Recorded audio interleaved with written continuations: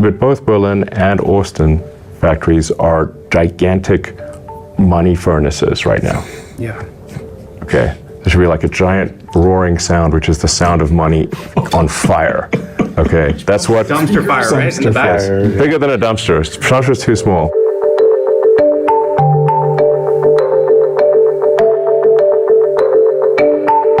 The past 2 years have been an absolute nightmare of supply chain interruptions, one thing after another. And we're not out of it yet. Overwhelmingly, our concern is how do we keep the factories operating so we can pay people and not go bankrupt.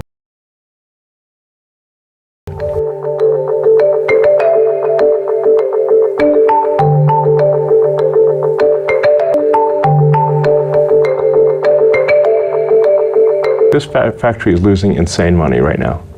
Like, we should be outputting a lot more cars from this factory versus a very puny amount of cars.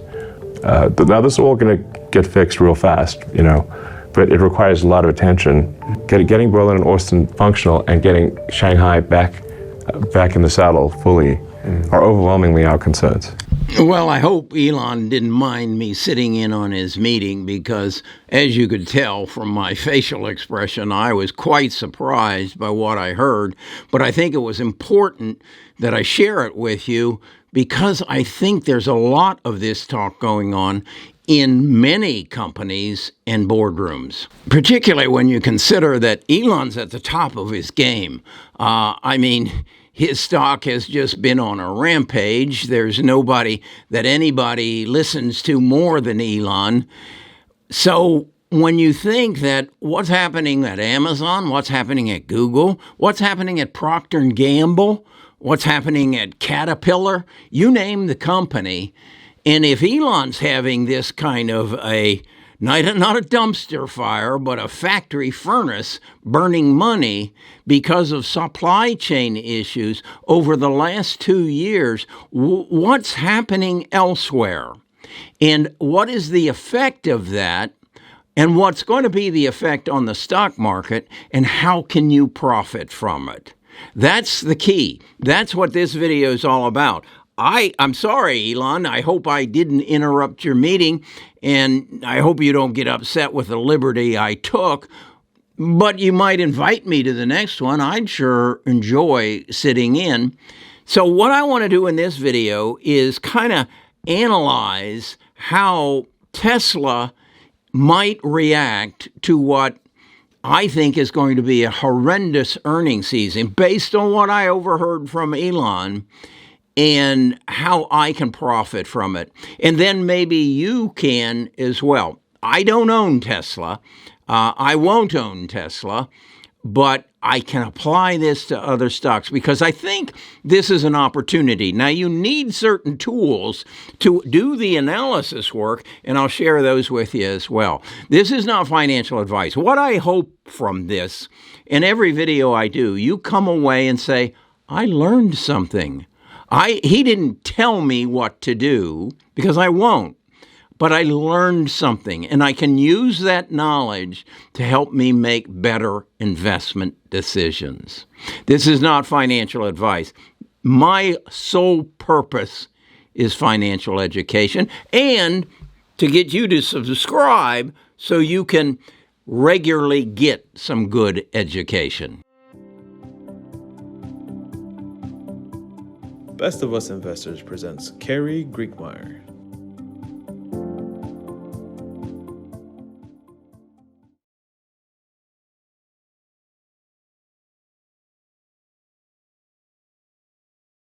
Okay, how can we profit off of a bad situation? How can we profit off of what I think is going to be a dismal earnings season starting in just a couple weeks? And I think the answer to that is, number one, take advantage of what's happening now.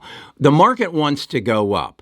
This past week, we've had a bear market rally, and I've done about 3 videos on it, so I'm not going to repeat myself. You go back into my catalog, and you'll see the videos that I've done on a bear market rally and how you should play it. Okay, But specifically to this, let's see if we can't learn something from Elon's predicament and take into some consideration some charting and a Fibonacci retracement. And maybe through those two elements, you and I can come up with what the possible high point is going to be on Tesla as a result of this bear market rally, and then what the low point might be on Tesla on what I think is going to be a crash resulting from their earnings and the fires that Elon says they've got going on, burning money in their factories. So let's go to my computer and let's go to Trading Views. This is one of the tools that I believe you should have in your toolbox so that you can go and make good investment decisions for yourself and that you can learn. I mean, for you to just hear a talking head to tell you what to do and you follow it is going to be disastrous. Let's go to the computer. This is my Trading View chart on Tesla. It's a weekly chart. You see the W here. If you aren't using Trading Views, you don't know what you're doing. You don't have a clue. So go into the description. You'll find a link to my toolbox. In my toolbox, I'll show you all the tools you should use. What I want to show you here is how Tesla has reacted relative to a Fibonacci retracement. What it is, I've shown, what it does is that you put a dot, a Q there, and then you trace it from its low. This is its low on the Corona crisis to its high in November of 21. And then the Fibonacci study says that a stock will historically proven will retrace itself. It says it'll create a 50% retrace, potentially a 61, and as high as a 78% before it goes bankrupt, I guess. And so I put the dot at the low from the Corona crisis to the high, and you can see it says it will retrace itself to 50%. Well, I'll be darned. Look at that. That is where it is. That's what it did. Okay? It didn't hit the 61, but we'll get to that. Let's say now I believe we're in a bear market rally, and it's going to go up. So what I want to do now is see if it's going to retrace itself from its high to its current low. And again, I go over here and I click on Fibonacci. I put my dot at its high, and then I trace it down to its low, okay, which is there on June the 13th. And it's what it's saying is if it does do what it historically is supposed to do, it will now, as a result of this bear market rally, come up to $926 a share. Okay, so that would put it about right there. And I think if it's going to do it, it has to do it before Tesla has its earnings, based on what we've seen Elon say. They're not going to have a good report. So what I'm going to do, I don't own Tesla, and I probably won't own Tesla, but I'm going to watch it on your behalf. And I'm going to see how high it comes, and if it comes to that 926. If it does come to the 926 and you hold Tesla at this point, that's where you want to sell it. Okay? That's where you want to sell it, because Elon has told you he's got a dumpster fire. No, he said he has a factory, a furnace, burning cash. And they're going to come out with their earnings, and they're going to disappoint a lot of people. And that's when you might see Tesla come down to this 522. That's when you might see that far of a retracement. So what's your game? If you own it and it gets to 926, if it were me, I'd sell one half of my holdings, 1/3 to 1/2 of my holdings, in anticipation that it's going to come down to 522 or thereabouts, that's when I would rebuy my Tesla. Whatever I sold at 926, I would rebuy at 522. What you've done then is bring down your cost basis. You've taken advantage of a bad situation because you had the perspective to see what was going to happen. You were able to see what Elon said, and if he's being honest with us, we know what's going to happen. Now, if he's not, we've learned something too. But your risk is, okay, if you sell your shares at 926 or somewhere thereabouts, and it keeps going up, okay, you reassess the situation and you buy back in. But I don't think there's a risk here. And this is the way I'm going to play all of my major holdings. Okay, that's my take on Tesla. As I say, I don't own Tesla. I won't own Tesla. And that's because their exposure in China. I personally believe, like Peter Zion believes, that China is going to crash and burn within 5 years. That their rise to second biggest economy in the world is going to shut down because of poor demographics, because of deglobalization, and the United States movements forward. And I learned this through a number of Peter's books. The first one was The Accidental Superpower, which should be in your library. This should be right next to your Bible.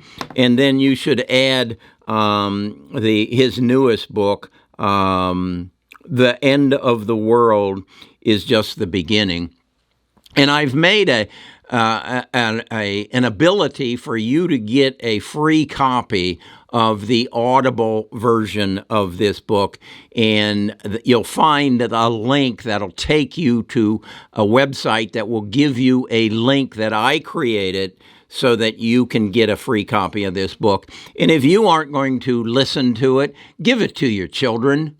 This is something that is very important, that in any aspect of life, that they know how our world got to where we are today and what the last 40 years were and what the next 10 years are going to be. This is a must-own. Sitting right next to your Bible, The Accidental Superpower, and The End of the World is Just the Beginning. So go into the description and get your free Audible copy of that. So what I'm going to do, as I said, is do this same kind of analysis on my major holdings. And I suggest you do that with your Trading Views chart. Do your Fibonacci and see where the height is. I'm going to do it for Amazon, and I've already done a video on Amazon and Google sharing with you where I will sell 1/3 of my shares and then wait for their earnings reports, which will be late July, and which I believe will crash their holdings or their price, where then I will buy back what I sold at the bear market rally high and thus reduce my cost basis by some 10 to 15% on those shares. So I'm going to do that also for Microsoft, NVIDIA, and Apple, and I'll be sharing that with my Patreon members. That's what I call my tribe. I just am so convinced that you need to get a group of people that you work with to make good investment decisions, and you collectively use the same tools so that you can make good decisions. One of the tools that I was sharing with my tribe last night, I have done something I never really thought I would do, and that is go to one of these online brokerage apps, and I chose Moomoo. Yes, I chose Moomoo, and I have been blown away by what I can do. I trade with E-Trade, and E-Trade doesn't have an app like this. I trade with Schwab, but Moomoo gives me such in-depth knowledge on my phone that I've never seen before.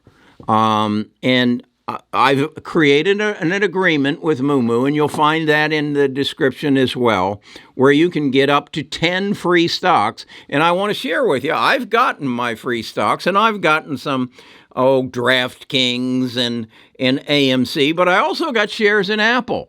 And so I'm pleased with it.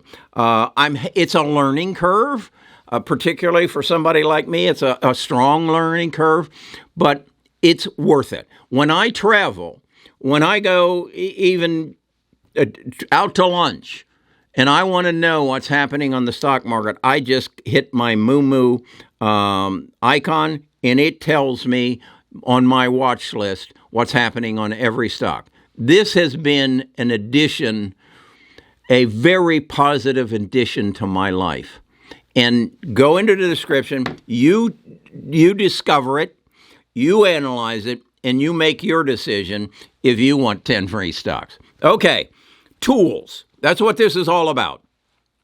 You can't just use YouTube and CNBC. You've got to educate yourself. You've got to put tools in your toolbox to make you a better trader. And I hope you'll consider Best of Us Investors one of those tools. I hope you'll subscribe. I hope you'll give me a thumbs up, and then leave a positive comment. If you're like David Hill, that's his name. He is such a regular supporter, but he just never has anything kind to say. But I'm glad I am a place where David Hill can vent. All right? And I think that's one of the positive elements of YouTube. You can be as nasty and hateful and disgusting as you want to be in disguise. I'm sure David Hill's name is not David Hill. He couldn't be that mean and be that open about it. Okay, I'm having fun at this.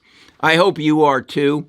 And if I can be of any further help to you, you know how to get in touch with me. The past 2 years have been an absolute nightmare of supply chain interruptions, one thing after another. And we're not out of it yet.